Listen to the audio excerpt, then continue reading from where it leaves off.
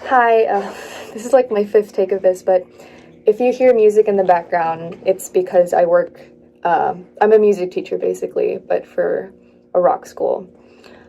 Uh, so this is the presentation portion of my final project, because what I did was a video and you'll see it, and I asked for participation.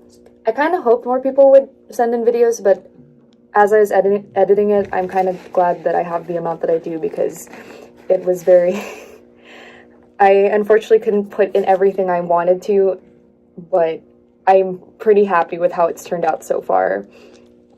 So this whole concept of me making a video, this presentation, was based on the idea of this class because representation is key to understanding the existence of non-binary and transgender individuals.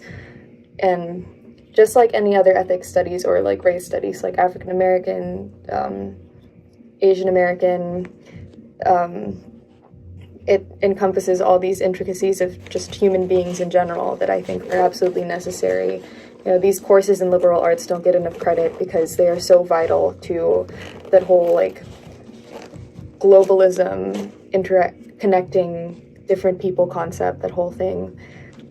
And I wanted the video to be a statement on the world around me and why we need classes like transgender and non-binary studies because, you know, it's a class full of these individuals who have done some studying their own and or are learning these things for the first time. And it's not just trans and non-binary people. It's also, you know, we have cisgender classmates that are attending this class because they're interested. They want to know more, which is amazing because, you know, you don't really get that opportunity unless you really want to research it yourself.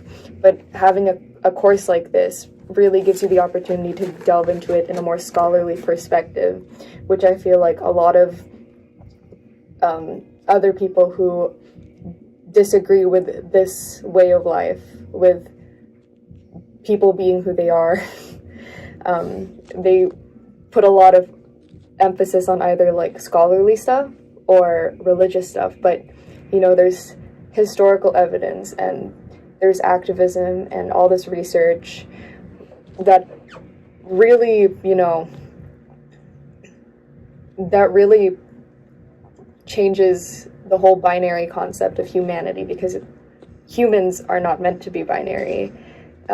Even our sex chromosomes are on a spectrum. Like there's no true male biological body or true female because even like the little things like our chromosomes, our hormones, our genitalia, and all this other anatomy can be so different and so slightly different that, you know, it just doesn't work. It doesn't work.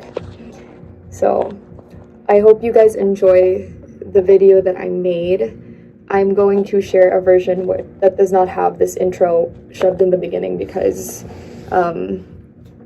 I had to put this in the video so that it would be connected.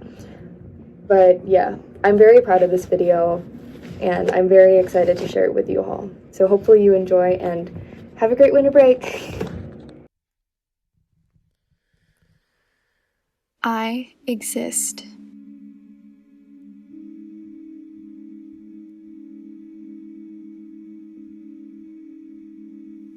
Hope I'm not tired of rebuilding, 'cause this might take a little more. I think I'd like to try, look at you. I exist. Hi, I'm Cameron, and I'm a trans woman. Our fire died last winter. All of the shouting blew it out.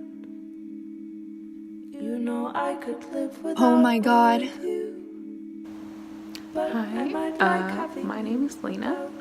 My pronouns are they, them. I'm a gender. And a lot of other stuff. Hi, I'm Jess. I'm a white, disabled, non-binary fat femme. And this is Gravy Ray. I exist.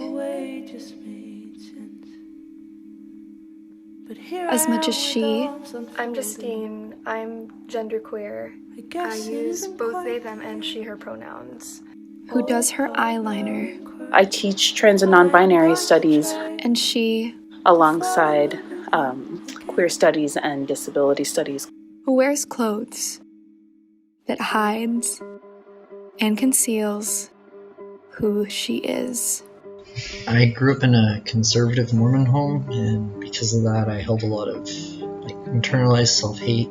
I exist So I did make a choice. as much as he I made a lot of choices. who dreams. Hey, so I'm Lid, I use they and them pronouns, and I identify as non-binary. My name's Kyle. I identify as trans male. Of being the star athlete. This discovery, which has really been recent for me, has been one of the most relieving processes I've ever been through. As much as he that hides in his action figures and cries. And I've been thinking a lot about how femphobia operates in the queer community and how that extends to non-binary femmes. I exist. Before I even came out and I went to a support group, it's been about 4 years and we're still connected. The reason I use both those pronouns is because I think for a long time it was hard for me to accept my femininity. I exist in a purgatory where two worlds blend, where they meet. For me, as a fat femme and as a disabled femme, a lot of the clothing that might flag that I'm non-binary in terms of how folks think non-binary looks They create a bleak nothingness. is actually off limits to me, or is painful to me because it's constricting and could trigger chronic pain issues. But I exist. In terms of my transitioning or our transitioning and where we're at, and that it developed into real friendships I exist in a world created by gray. through hard times that didn't have anything to do with transitioning. But it's also given me more freedom while exploring my craft.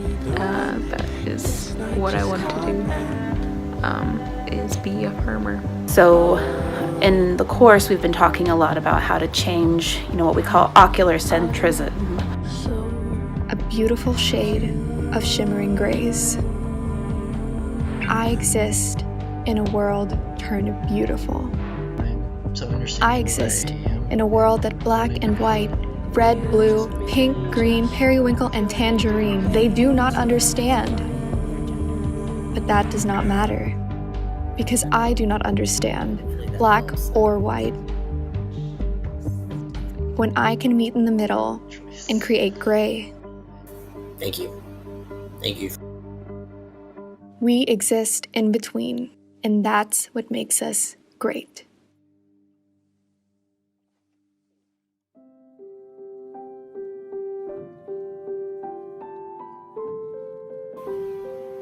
I was in Dr. Wagner's class beginning of the semester, and I've never met a group of people who don't know each other. Maybe they did. Maybe some of y'all did. But the willingness to help each other through it all. Like I'm still part of the group me. Read the messages, and it's phenomenal, and it's inspiring, and it's beautiful.